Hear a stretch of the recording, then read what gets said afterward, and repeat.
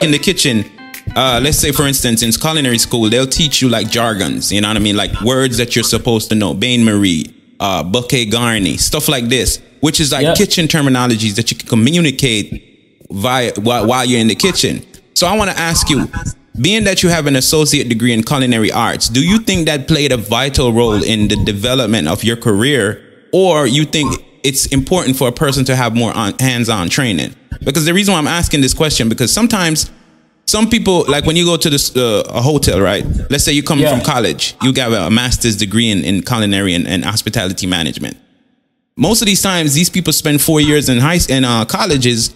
So when they come to the workplace, they don't really have the hands-on experience. And then you have the people that have been working there for 25 years looking at the people who's coming from college like, oh, you don't know nothing. What do you think is the better move, or if there is a better move in regards to that?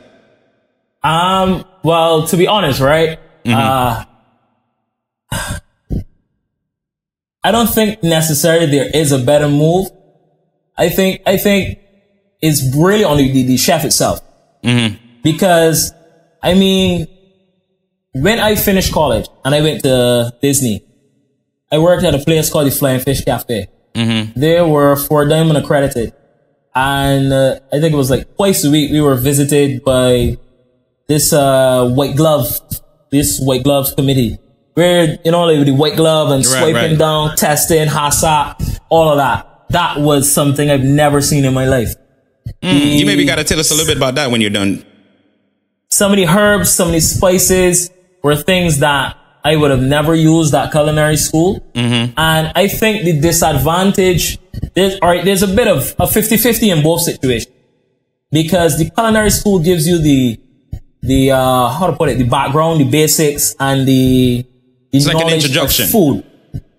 So you learn the managerial skills, you learn the technical terms, you learn the skills aspect of it. But then the experience comes from exposure.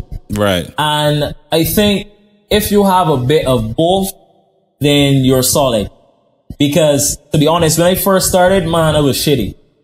My first week, I thought culinary school had me armed and ready for the workforce. Joke. When I got into the workforce, the guys looked at me like, seriously? Like, what? But the terms, I knew the terms. So, you know, when they say, oh, okay, get the bain marie and we're going to set up a sabayon, or we're going to do a bouquet garni. You know, I was up with the terms because, I read the books. I know what to do. I know what the mix is. However, when it comes to the technical skill, because I was fresh out of school, my knife skills sucked.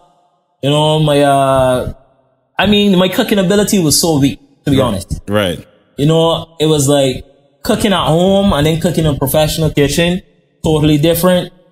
And when they say, okay, you're going to saute the broom walls so they're golden brown, you know, as a young chef, you get a little nervous and you might undercook or you might overcook. So these things happened in the beginning, but luckily for me, the team at the Flying Fish, they were, they gave the guidance. So I had that help. Because, you know, as I said, and what I did too that I think a lot of young chefs don't do is you got to be real. You know, you go into a workplace. If you don't know something, don't act like you know it. Definitely. What I usually do is I say, hey, chef, okay, I understand you want me to do this, but can you show me how to do it? Or is there a particular way you like it done? Because reality is, when you work in kitchen brigades, you work under chefs, and each chef has his, his niche, the things that he annoys, the things that he likes. And I think if you understand culinary and you understand being a chef, I think for me it's something that you need to communicate with your chef. Find out how he likes things done, why he wants it done this way. And it helps you to build knowledge as well, you know. Because you can work under 2 separate chefs cooking the same dish, and each chef has a different way of building his flavor. And, you know, I always say there's no wrong way, because you might be doing it this way for this reason, whereas he might be doing it that way for that reason. So I think when you have the experience, it's good. And when you go to culinary school, it's also good. But I think a balance of both, or, you know, when you finish culinary school, you go in the workforce knowing that you're now going to really learn, because the culinary school just prepares you for it. But I think that a lot of the times, for example, you have chefs that are in, as you said, 25 years in, and they might have the technical skill and technical ability. But you know, do they ever stop and ask why they did it this way? Because a lot of the time chefs just do it because that's how they were shown. But then, you know, the other day I had a conversation with a young lady and I said to her, do you understand why the broom walls are all the same size? Do you get why we don't cut this one big and that one small? And do you understand why we say all is going to be half-inch dice? Because they just dice and throw it in because that's what they see. Right. But then, you know, all the time I say, it's about the cooking process. Now, if you have some big and some small, or they're not going to cook at the same time. So then what you're going to have is the flavor is not going to be balanced. So you're going to have a cherry, tangy flavor because the onions still haven't caramelized, and then bring out the genuine sweetness of the onion. So it's a reason why we do things, why we do them. You don't just do it. But some people who've been working for so many years, they don't even understand why they do it, you know. Yeah, it's like habitual, you know. It just becomes a part of a routine, you know what I mean? Correct. Definitely. Correct. And I believe that too, you know. I'm learning now, you know, initially because I went to culinary school, but I also got a lot of hands-on training. So I'm learning now recently that there's a science behind everything in food and in life, you know what I mean? Just like you said, you know, cutting the size of the cut and the way you cut determines the flavor. You know what I mean? Because sometimes, like for instance, you know, I do pastry. You know, that's what I do. So when you're baking, if you're baking something at 350 or you bake it at 250, it's going to give you a different texture.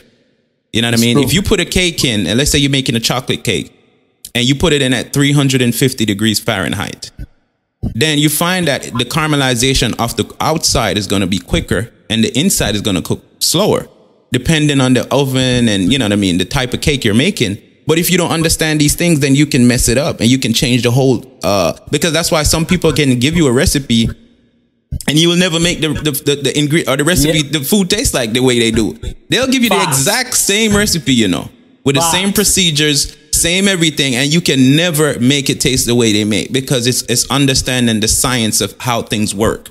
You know what I mean? True. And I also to believe that it's important to go to school and learn, but it's more important to get that hands-on training. It's important for us as young chefs or chefs in general to research and read. Not everything that you get on at school or in a hotel is the only thing that you're going to know. There's so many other ways of doing things. There's so many, like you said earlier, I had the same experience. I used to use a lot of baking equipment and baking ingredients, but after I started moving around and I came to America and I went to other places, I realized that there's so many other ingredients out there that I've never seen in my life. You know what I mean? Like I told this story all the time. The first time I came here, I worked in a really nice hotel and they had like over 20 something different flavored chocolates. And I'm like, what? Strawberry. They had this thing, that thing. And I'm like, nah, man. What I'm used to is milk, white, and dark. Dark. Yeah. You know what I mean? Trust me, I know, man. Now they got dulce de leche. They got caramel flavored. They got almond flavored strawberry. They have, man, it's just so, it's passion fruit, you know, and it's really not chocolate. It's really cocoa butter, but you know, they say it's chocolate.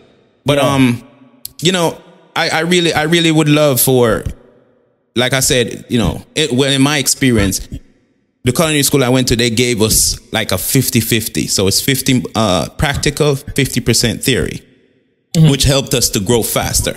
You know what I mean? PastryBear TV.